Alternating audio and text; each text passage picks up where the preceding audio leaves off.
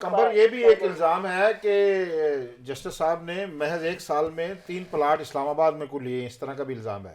जी जी जी, वो supreme court housing society है। मैं उसी इल्जाम की तरफ भी आ रहा था जी जी। कि वो supreme court employees housing society है, वहां पे जो प्लॉट है 3 प्लॉट लेने का इल्जाम था जस्टिस मुज़ाहिर अली अकबर नकवी पर। उस पे उन्होंने कहा है कि मैं कुछ एक प्लॉट की तो अभी तक किस्तें दे रहा हूँ, बाकी मैं रेगुलर मेंबर हूँ सुप्रीम कोर्ट जो हाउसिंग सोसाइटी है, कोऑपरेटिव हाउसिंग सोसाइटी, और उसमें बैलेटिंग के थ्रू जो है मेरा नाम आया था, तब मैंने ये 3 प्लॉट परचेज किए। उनकी भी मैंने पूरी रकम अदा नहीं की है, और वो रकम अदा करने के लिए मैं अभी तक किस्त दे रहा हूँ, और ये उन्होंने टोटल रकम उसकी भी लिखी हुई है कि इतना मेरे पे कर्जा है और इतनी मैं किस्त दे रहा हूँ।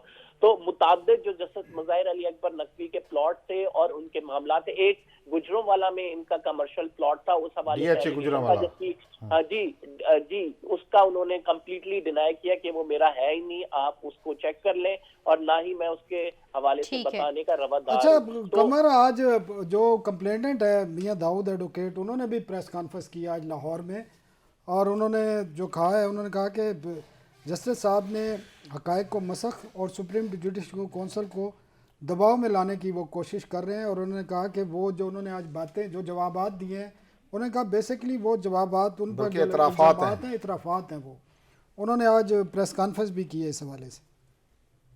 जी बिल्कुल, ये प्रेस कॉन्फ्रेंस आज मियां दाऊद साहब ने की है। कल उन्होंने इसका ऐलान किया था। मियां दाऊद साहब जब सुप्रीम जुडिशल काउंसिल की प्रोसीडिंग हो रही थी, इस दौरान भी वो आके बाहर लोगों को बातें बताते थे कि जस्टिस मुज़ाहिर बीच में बोल पड़े और जस्टिस मुज़ाहिर ने जो है बीच में गुस्से हो गए। तो मियां दाऊद साहब चूंकि कंप्लेनेंट हैं और उनकी जानिब से जो इल्जामात लगाए गए हैं उसका जवाबात दिए, तो इस वजह से मियां दाऊद साहब शायद ये समझ रहे हैं कि उनको यह हक़ाइक़ को मस्क करने की कोशिश की गई है।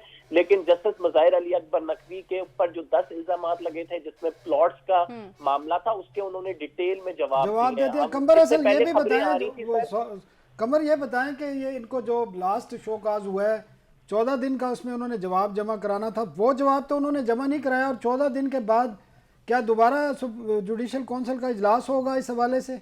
नहीं सनाउल्लाह साहब, ये जो जवाब है दूसरा जो अभी इन्होंने जमा कराया, ये बेसिकली पेटिशन में ही उनका जवाब भी मौजूद है, जो कि 10 इल्जामात लगाए गए थे और उनको फिर चैलेंज किया, और ये इल्जामात के जवाब देते हुए वो ये चैलेंज कर रहे हैं कि आप इसको ओपन कोर्ट में काइंडली इसको समाअत के लिए मुकर्रर करें, आप सुप्रीम जुडिशल काउंसिल की कार्रवाई पे मुझे स्टे दें, और ये ओपन कोर्ट में मामला चले, हक़ाइक़ सबके सामने। तो आप क्या समझते हैं, ओपन कोर्ट में ये मामला आ सकता है कोई चांसेस इसमें?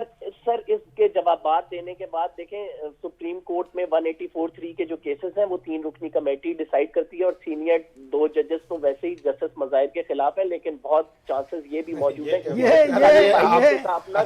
है कंबर